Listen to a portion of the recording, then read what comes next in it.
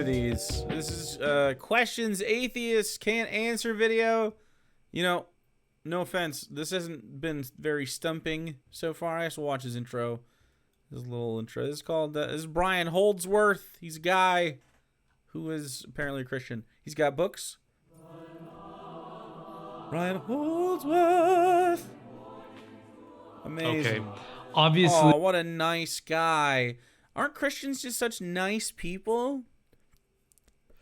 They always have such nice guy sort of situations. Ooh, look at his little, he's got a little dark blue and natural wood. Very classic. He's got a little Crusader helmet there. Books. You can see he's a well-read individual. I only have Satan's books behind me. Those are some D&D books back there. Sorry, buddy. We only got Satan's books in here. Ooh, I got some leftist propaganda. If you're into that. Well, not really leftist propaganda. I mean, you might call it that. It's just books about, like, you know, imperialism and stuff. Anyway, a question atheists can't answer. Here's a question that Christians can't answer. Ooh, I should make a TikTok about this. This is a good one. By the way, I started a TikTok. You can find me on Actual Jake on TikTok. I did it. I did the thing. I didn't have any links for it. I didn't make any videos, but there I am. I made the thing. And all the videos so far that I've seen on it have been total ass, and I'm not interested in anything. But maybe as I interact with it more, it'll get better. Who knows? Yeah, I made a tiki-taki, and maybe I'll ask this question. Here's a question. Atheists can't answer lots of questions, apparently, but Christians can't answer this simple question. If the person you love most in life dies and goes to hell, is it heaven when you get there? Easy. The answer is no. Atheists come in all shapes and sizes, and inevitably, whenever I offer any kind of argument about atheism or against atheism, people will say, not all atheists believe that. Not all atheists believe the same thing. That's a straw man argument. And that's true, not all atheists believe the same thing, but a 10-minute YouTube video doesn't allow me to address every variation of atheism that exists. I would love to have a discussion in that scenario. I love talking to Christians. I would love to talk to a Christian about their theological disagreements with me, an atheist. I love it. The music. Yeah, it's very pretentious. I'm not a fan of the vibe, but, like, it's whatever. You can do a little... I don't hate a little chanty situation, but it's because of the rest of it that I have a displeasure towards it. He also has, like, a halfway between, like, is he Amish or not? Like, it gives me, yeah, I mean, you're saying I'm doing a lookism, like you're reading a book by its cover type situation.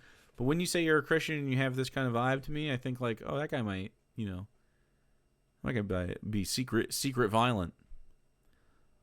Seeing a lot of dudes with this exact vibe be pretty fucking shitty. The only response I've actually heard to Jake's questions are, I never thought about it, and, well, the person I love most will obviously be in heaven. The other answer, the more common answer I hear from it is that God changes, like, your experience to be perfect. Like, so you stop having the sadness in your heart for that person. But it's like, if you take away my grief for loss, that's taking away my love for them, because that's how you love someone when they're gone, is we grieve them. Like, to change that about me would be like to change how I love somebody. And if you change how I love somebody just willy-nilly like that, then was my love ever real? And then, like you get to fucking just, like, handle it. Has tons of ethical issues with it, but, you know. And that's interesting to me. It's very fascinating to opine about the ethical problems with the proposed God that they say they have. But all they would have to do to win that is agree that God is evil, and they're fine with that. And they're like, well, I believe in evil God. Okay, true. Now we have to prove that God exists, but that's fine. You can believe in an evil God. Or they just sort of fucking deny it. They just, like, dodge around it. Is it my goal to refute every instance of that common creed? Instead, I'm simply trying to address people who subscribe to a popular form of atheism, especially a kind that I interact with a lot on YouTube and that I see on certain channels, and to invite them to reconsider the logical coherence of their position. And if what I described doesn't align with your particular form of atheism, then you can be confident that I'm not addressing you, and then therefore there's no need to be defensive. Okay, so wouldn't it be... This is interesting. I guess it depends on what the question is, but like, if it's about like just simply non-belief and something like that, cool. So the particular kind of atheism that I'm addressing in this video is the kind that says that only what can be materially observed and empirically measured is real, and that if you want to assert anything as true, that is the kind of evidence that you need to provide. Yeah, so material reality exists, and so if you're making claims about material reality, you have to back them up. So God exists is a claim about the universe or outside the universe, I guess. But you have to make some kind of proof claim. You have to prove that claim when you assert it. Yep, evidence is required. I don't know what kind of other evidence. So this is about me, I guess. Maybe he'll give an example. Let's let him talk for a second. And it's on those kinds of grounds that they accuse religious believers of being superstitious for not being able to provide empirical evidence for our religious claims. Absolutely. So it's this kind of atheist that I address this question to, specifically because your Christian I just don't think that they can answer it. I've done a lot of searching myself to see, are there atheists out there? Are there commentators? Are there even scholars who answer this? And I don't seem to be able to find one that is satisfying. The question is slavery wrong? Yes. And the reason I ask that question is because virtually all does he go like free will? Like, all respectable people will frantically trip over themselves to be the first to affirm that it's wrong. Slavery is definitely wrong. And I even hear many atheists accuse the Bible of being morally inferior for not going far enough in its condemnations of slavery. Absolutely true. But I don't think that the atheist of the variety... It doesn't make condemnations of slavery. It makes condemnations of bad slave owners. ...that I described earlier can answer this question sufficiently.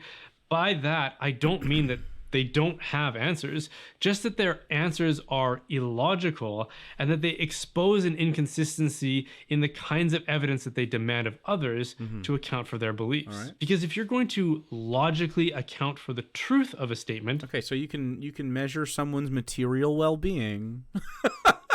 Like we don't have to have like a precise math to be like, this person is better off than this person. You know what I mean? It is materially not in someone's benefit or in the interest of their well-being to be enslaved by another person against their will. Sedentary dosagem. Thanks for following. Maybe not though. No, eat dicks actually. Sedentary, eat a bag of dicks. You're stupid. No one likes you. A statement like slavery is wrong, you have to be able to define the terms of that statement. Slavery is easy enough to define, so I'm not going to spend any time on that. But the word wrong is one that I've never heard defined in a way that is consistent with atheism.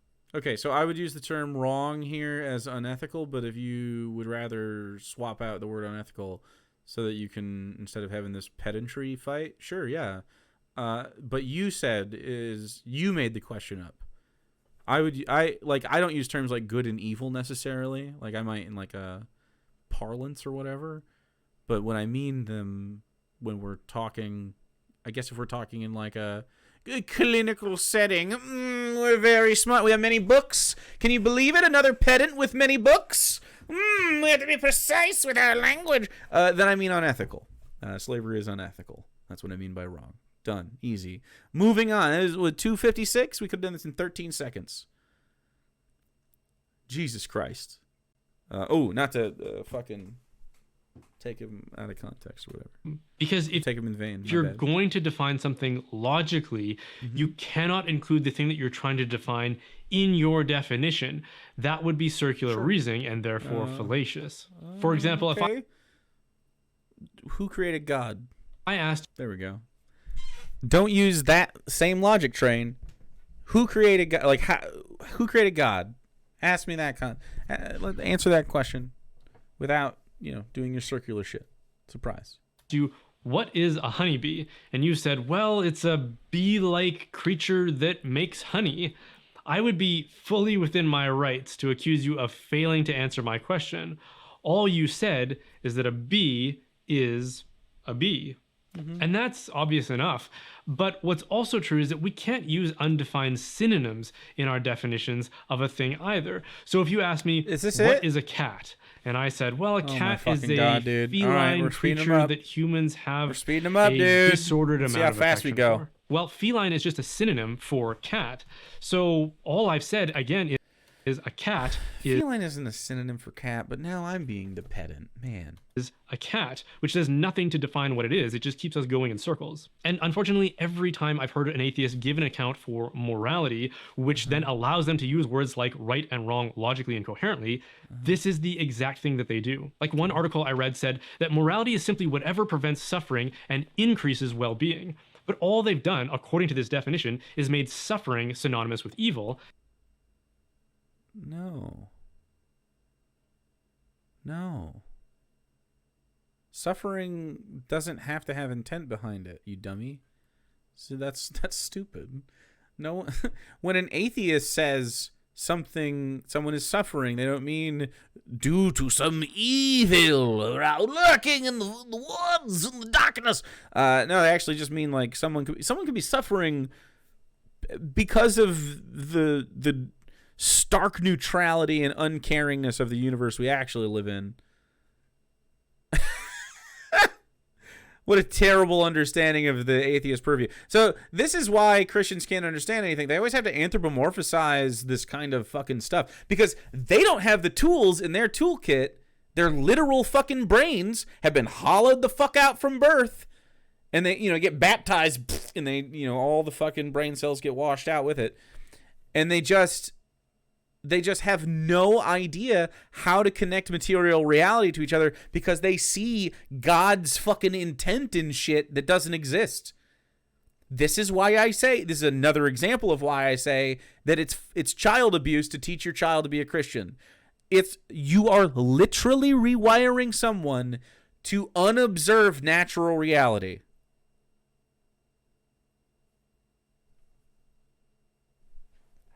I don't know how you can be a secular person and not be an anti-theist. I don't get it. This isn't benign. This guy's brain has been fucked for forever. He can't even unanthropomorphize the concept of suffering. That's crazy. It's not a conversation we should be having. And well-being synonymous with goodness, never really defining any of them. And furthermore, they're not even accurate synonyms. Suffering isn't simply wrong or evil. In fact... True! Because no one's using them as synonyms, dummy! What the fuck? Whoa, and actually, this straw man I made of the argument doesn't even make sense! Wow, what a fucking genius. I can think of all kinds of instances in which varying degrees of suffering can produce something that is... Atheism content is so back. There's so many fucking dumb Christians.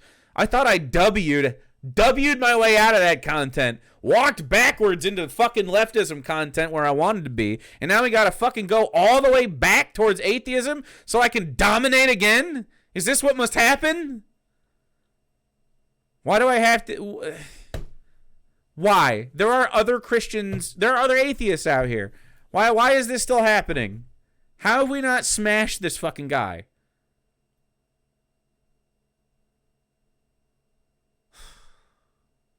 Put me back in, coach.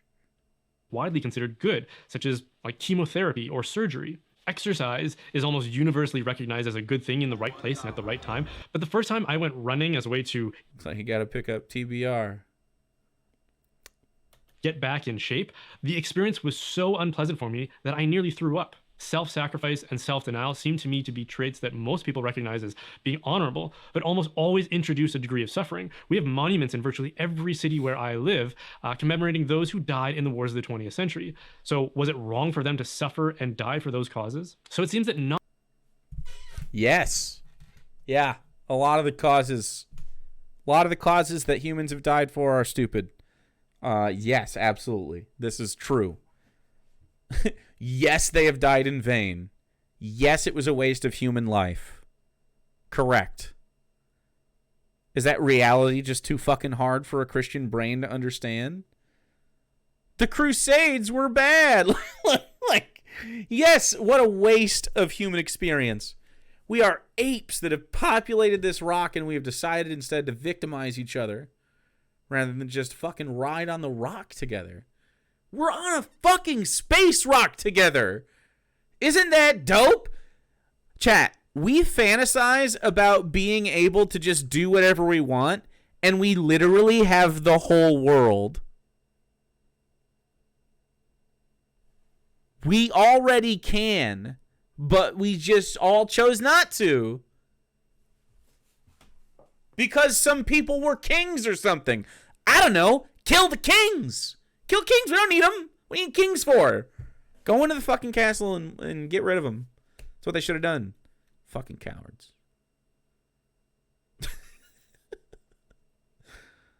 So stupid. Not only is morality and right and wrong not defined by that definition, the synonyms that they attempt to smuggle in as substitutes for the terms that they are trying to define in a circular way. Calling them synonyms is stupid. People would use those terms on purpose. Aren't even good synonyms. Many others have tried to argue that morality is simply what has been agreed upon as a social contract, which can accumulate into something like a legal system or the law. But this begs for a definition of the social contract or the law. That's a liberal atheist right there. If you reply that the social contract is an agreement about what is right and wrong, then all you've done is made the social contract or the law synonymous with morality. And again, you're back to arguing in circles. If I ask you what is morality, and you say that it's the social contract about what is right and wrong, or the law, and I follow up by asking, okay, can you define what the law is? And you say, it's a series of documented statements about what is right and wrong. Do you not see how we're just going in circles without ever defining any of the things that we're talking about? Furthermore, it fails to account how we can judge one instance of a social contract or a legal system against another. How can we say that the legal system that allows slavery are bad and the legal systems that prevent it are good unless morality somehow sits outside and above legal systems and social contracts? Yeah, I agree. Liberals are dumb. Morality sits outside legal systems. True. Because that's the question that's being asked here.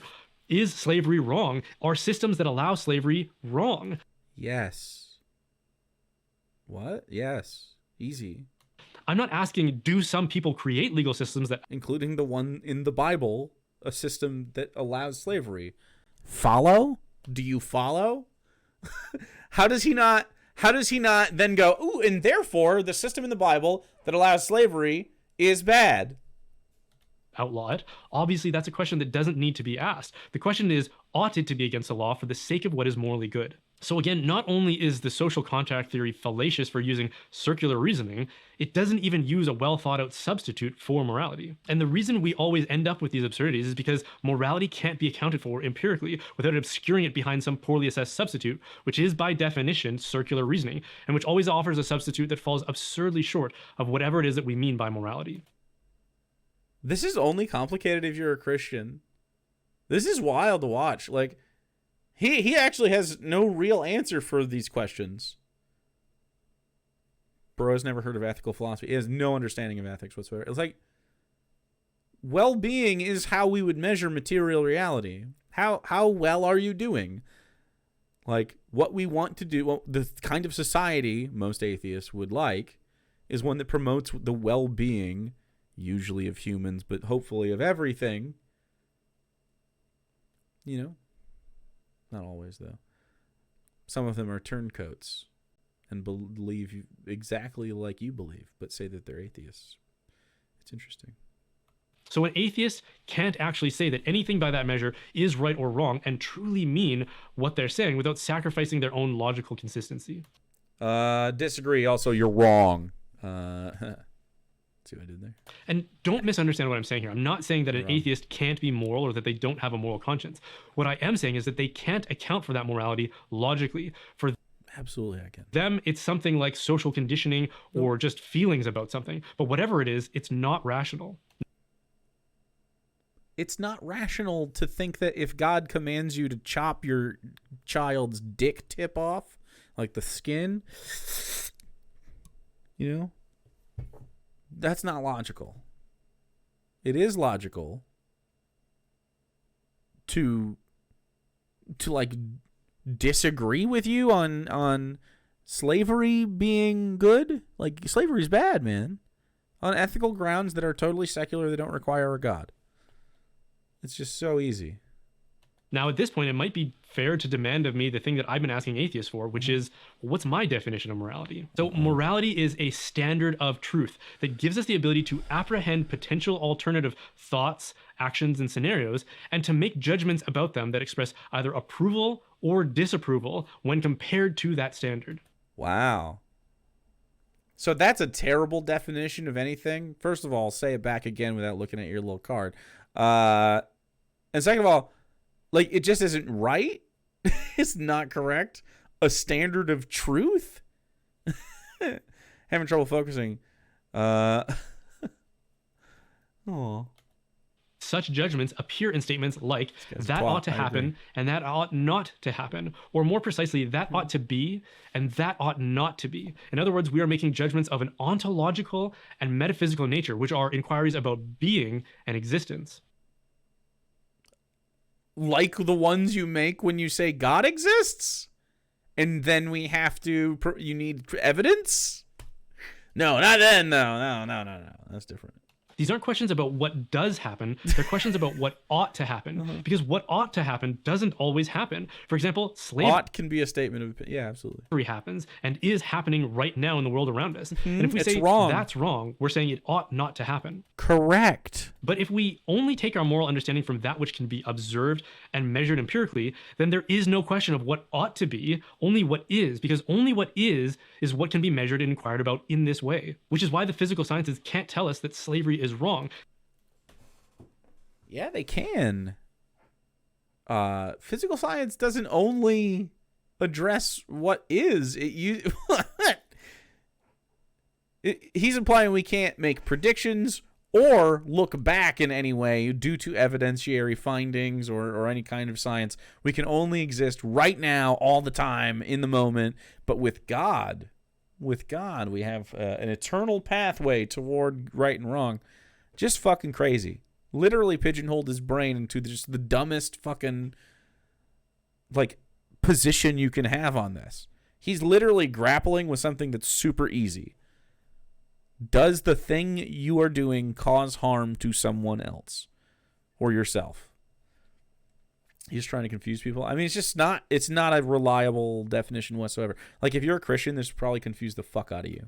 They can only tell us that it exists, it has being. But if you're saying it ought not to exist, then you're appealing to some invisible standard that can't be measured empirically, that is used to judge potentials like slavery or not slavery, and saying that one should be willed and that the other should be opposed. One of those potentials, that is not slavery, should be instantiated by our will, and the other should be left on the shelf of mere potentials. And to make such statements, you have to offer evidence of a metaphysical and a theological nature, because there is no physical evidence available to you. The physical evidence that slavery is bad is evident. We have physical... If we found that slavery was entirely ethical in like a, I don't know, like a Meeseeks sort of way, like if we were little Meeseeksies, we were just like, I don't know, I can only exist if she has a leash on me and we walk around. Otherwise, you just have, internal agony. Like, okay, I get, like, but that's not the fucking reality we live in, bro. We live in the real reality where the enslaving someone takes their fucking, like, it takes their autonomy away from them, which is something they want to have, which affects their mental well-being. Like, and then, not to mention just how obviously American chattel slavery, physical well-being. This guy took philosophy 101, got a D, and now thinks he's this Descartes.